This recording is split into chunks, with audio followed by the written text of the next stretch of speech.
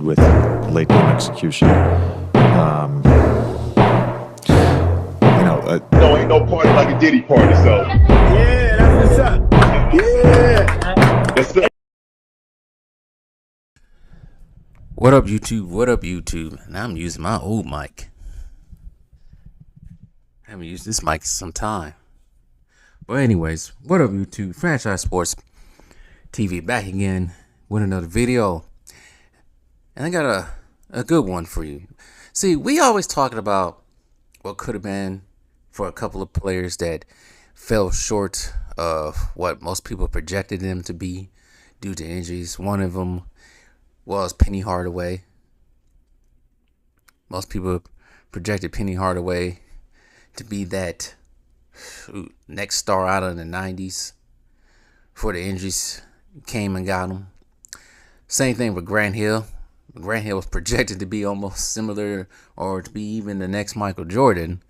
But once again, injuries came out of nowhere. Now, I know there's been other players whose career, they still had somewhat of a long career, but it was killed by injuries. People like T-Mac, he had what was it? I think it was with T-Mac. I heard it was coming out probably around like 05, maybe 06, that he had one leg longer than the other. Was reason why his back was going out. He's another one that career could have blossomed if it wasn't for so many injuries.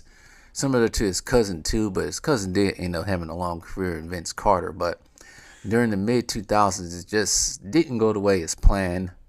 And there's been many others. Greg Oden's another one. His career didn't set off the way it wanted to. I think it was first year he had the knee injuries, and it just never took off.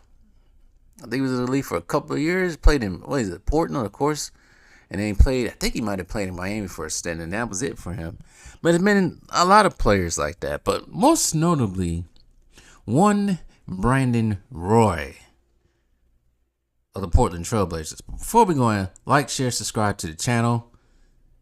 And here we go. So, Brandon Roy. We all remember Brandon Roy. Some of the younger kids probably don't remember Brandon Roy. But Brandon Roy was probably the typical shooting guard swingman standing at 6'6". Anywhere from 200 pounds. He was that. And his career, of course, fell short big time. And it was actually quite sad. Now that I think about it, D Rose is another one. But anyways. But Brandon Roy, I remember when he first came out of Washington. I'm like, this kid. I said this kid, he's older than me by 6 years. But I said, this guy, he's going to be legit when he gets to the NBA. Because I remember watching him at Washington. So anyways, let me run down Brandon Roy right quick.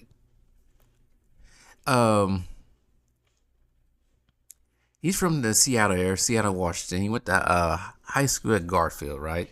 He went to college at University of Washington, which so many people seem to go to. I actually knew somebody at the University of Washington. But anyways, he went to the University of Washington from 2002 to 2006. He was drafted in the NBA draft, the 06 draft, first round 6 overall pick by the Portland Trailblazers, right? He kind of, how can I say this? It almost didn't work out for him in college. Yeah, he was a 4-star recruit out of high school. I think he was like the number 6 shooting guard actually in 2002, number 36 player in the nation. So he, like I said, he was legit. He was actually considering entering the NBA draft in 2002 straight out of high school, but he didn't. But he had a problem with a learning disability. He had a difficult with the SATs. His reading comprehension wasn't that great, but it needed work. And I think he took the test 4 times before he finally met the NCAA requirements to get in. He actually had to work. I think he was working at the Seattle docks, cleaning the shipping containers and all that. But he eventually did play for the University of Washington under Lorenzo Romar. And like I said, I think he left his junior year, maybe. Man, I think he stayed for all 4 years. But anyways, he was legit. He became the 31st Washington player to score 1,000 points in a career. He did play all 4 years. Duh. I think his senior year averaged 20 points, leading the Huskies to a 26-7 record. And they made it to the Sweet 16 2 times with him at the helm. He was named Pac-10 Player of the Year and received All-American awards at the end of the season. He was also a finalist for the Wooden, Naismith, Oscar Robertson, and Adolph Rupp awards as well.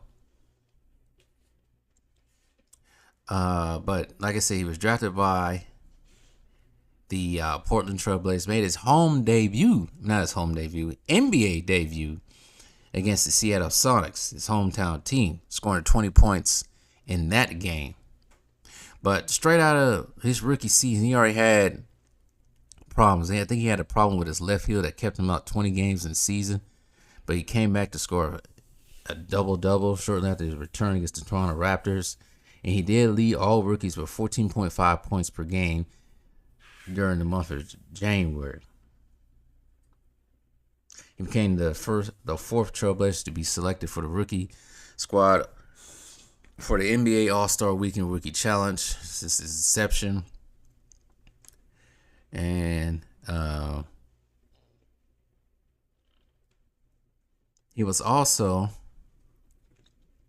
let me see here. No, he couldn't have been. No. I was about to say he couldn't have been an All-Star his rookie year. But anyways, he was the Western Conference Rookie of the Month in January, February, March of that year, averaging 16.8 points a game, 4 rebounds, 4 assists during the 2006-2007 NBA season. And he was also named Rookie of the Year, receiving 27 out of 128 first place votes. He only played 57 games in his rookie season, the second fewest games for Rookie of the Year. He was the third Trailblazer to win the award, following the two being Sidney Wicks and Jeff Petrie. The next season, following season 07-08 season, he became an all-star. Started in the first 48 games, averaging 19 points, 5 assists, 4 rebounds. He scored 18 points in his first all-star game. Yeah, he scored 18 points in his all-star game, but he injured his right ankle in the final game before the all-star weekend. But he ended up playing anyway. But that ankle injury basically bothered him for the rest of the season. He played in an all-star game and the rookie challenge game too as a sophomore with fellow teammate LaMarcus Aldridge. Played 29 minutes in all-star, so he was just playing all kinds of games that weekend. He was tied with Chris Paul and Marcus Stoudemire for the most points with 18. So yeah, he led the way with 18 points that year for the rookie, for the Western Conference and All-Star. The next year after, he became first NBA all-season, first NBA selection as well. But before that season even started, here comes the injuries. He underwent a 20-minute medical procedure in Vancouver, Washington, and they had to replace a piece of cartilage that was causing irritation in his left knee. He missed several weeks of action because of rehabilitation, but he will make it for opening day against the Los Angeles Lakers. He scored a career-high 52 points against the Phoenix Suns. Actually, I was just watching highlights of that game. He made 14 of 27 shots for the field, 19 from 21 from the free throw line, 5 for 7 from the three-point line, added 6 assists, 5 rebounds, and a block shot without a turnover. On January 24th, he tied the Blazers' franchise record with 10 steals against the Washington Wizards as well. And shortly after this season, it started going downhill, especially after he signed that 4-year contract with a 5th-year player option, which will keep him at Trailblazers until 2013-2014 season. And wink, wink, if you know what that means, what it could have mean. He was selected again in 2010 All-Star for the All-Star game, making his third selection. But he would miss that game due to the hamstring. He injured against the Milwaukee Bucks and then reactivated against the Philadelphia 76ers as well. And then later in that season, 2009-2010 season, he injured his right knee. I forgot what he did. Bone contusion. That's what it was. Basically a bone bruise. And he had to go surgery on April 16th and missed the first round of 2010 NBA playoffs, but returned for the game for 8 days after recovery to lead the Blazers to a win. Who did they play? Let me see right quick. Not to get off subject. Who did they play that round though? Let's see here. Let me look at the bracket right quick. They played Phoenix. They was the 6th seed that season, but they lost to Phoenix in 6 games. The fact that he came back after a surgery like that, Ford tough right there. Anyways, let's keep going on. He was named to All-NBA third team on May 6th, the second season in a row he was named to All-NBA team. Shortly before the next season began, Kobe Bryant gave him one of the greatest compliments you can get from a future Hall of Famer, well now Hall of Famer, and top 75 player. Kobe Bryant called him Brandon Roy the hardest player to guard in the Western Conference, claiming he had no weaknesses to his game. But the 2010-2011 season would mark his final season in Portland because he would have to go under surgery again for both of his knees midway through that season on January 17, 2011. But he did return to the lineup February 25th, 18 points off the bench.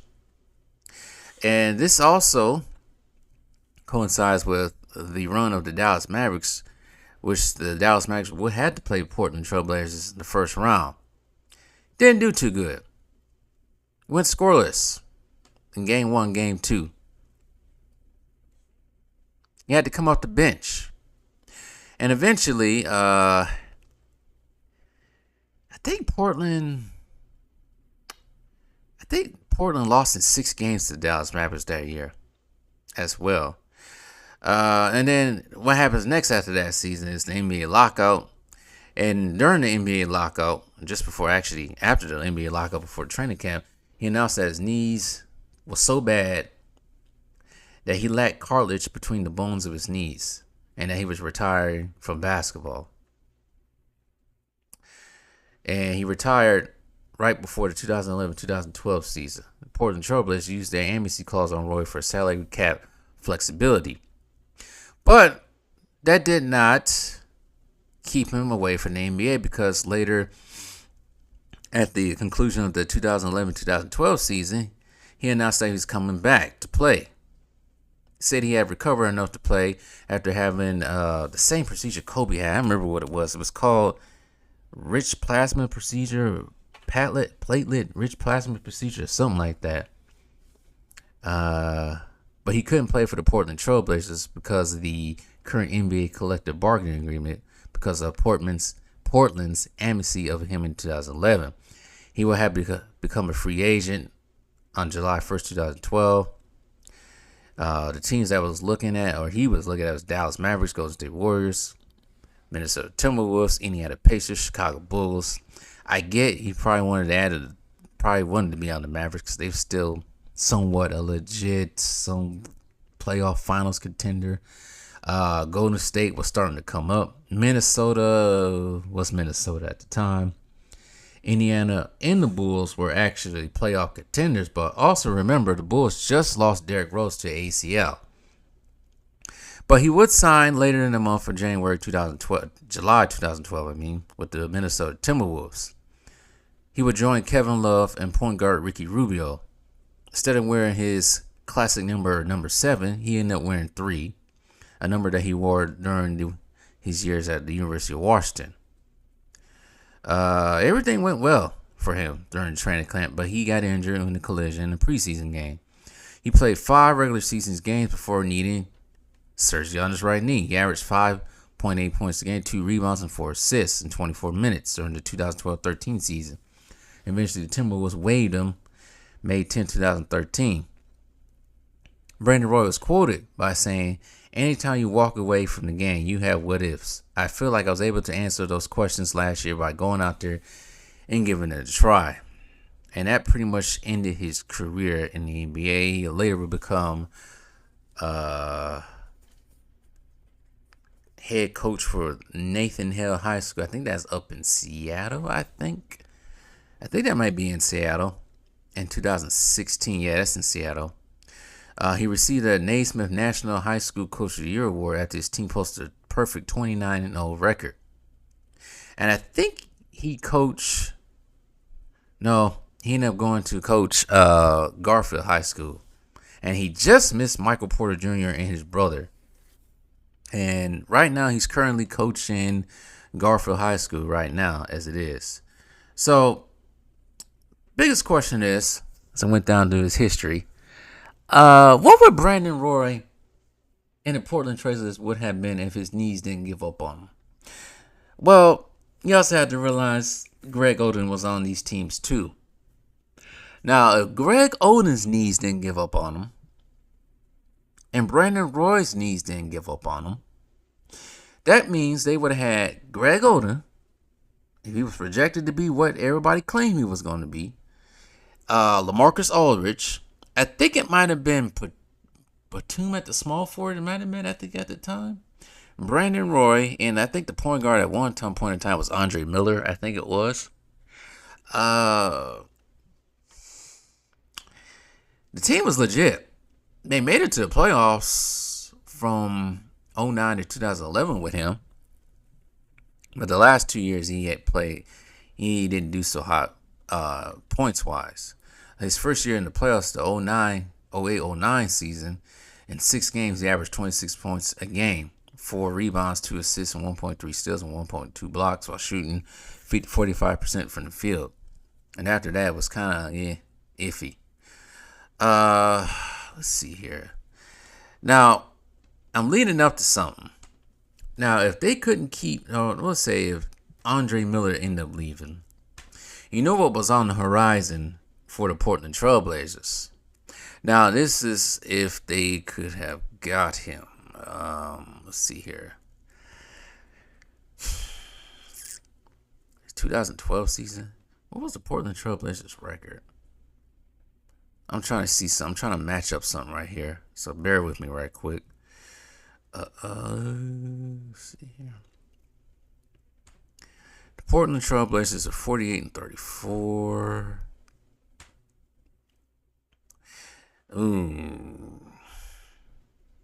Let's see here. Next year after that. Let's see. Bear with me. No, I don't think they could have got him. If Brandon Roy's and Greg Oden's knees didn't go out. Because Damian Lillard was drafted in 2012, after the 2012 season, so 2012. And the Portland Trailblazers was 11th in the West at a record of 33-49. So there would have been, so if Brandon Roy and Greg Oden knees didn't give out on them, and Portland was a legit contender, I don't see how they could have got him. It'd been hard to get him because I think Damian Lillard was drafted 6. He might have been drafted 6. So I don't know how that. Yeah, he was drafted 6. So I don't know how that worked. But let's say for fantasy reasons. Let's play again. Let's say for fantasy reasons. If Greg Oden's and Brandon Roy's knees didn't give out on him, so start with the starting lineup. Greg Oden, Aldridge, let's say Batum or someone else I can't think of right now. But I'll just put Batum in there for now. Brandon Roy and Damian Lillard. Wow. What could have been? What could have been? But individually, Brandon Roy is probably... he probably could have been one of the best shooting guards ever. The man can shoot it from anywhere. The only thing I didn't like about his game was that weird-ass release. It was too high, just like awkward. But the man can shoot it from anywhere. For his career, he shot... Let's see which career he shot. Brandon Roy, for his career, he shot 45% from the field. 34% from 3. Now, you also got to remember the 3-pointer was not, as it is now. I don't see how. I don't see why. I can see Brandon Roy easily becoming one of the greatest shooting guards for this past era, because he probably would have retired by now, because he is right now at the time. He's recording 40 years old. But let's say if he played, he probably could have been. I don't know if he'd have been on a Kobe level, but he'd definitely probably be behind Kobe, because I'm trying to think of some of the shooting guards that was there, like a James Harden, Klay Thompson. He probably could have been if it wasn't for the knees. Defensively, he was from what I saw and I can remember, he's subpar, but offensively, he was great. He had a way to shoot in the mid-range, shooting the three, getting to the basket. He was all right athletically, but it's just one of those things you think about with players like that got robbed of their potentially Hall of Famer career due to injuries. And I always thought, out of all the people who got robbed of the injuries, like Derrick Rose and Brandon Roy, Greg Oden, even Penny Hardaway, Grant Hill, I thought the Brandon Roy, what happened to him, it just sucked. It just sucked for him. It did suck for D Rose, but at least D Rose was able to come back and play for a long time. But for Brandon Roy, it's just like he was there. He was there. They was trying to build a team around him.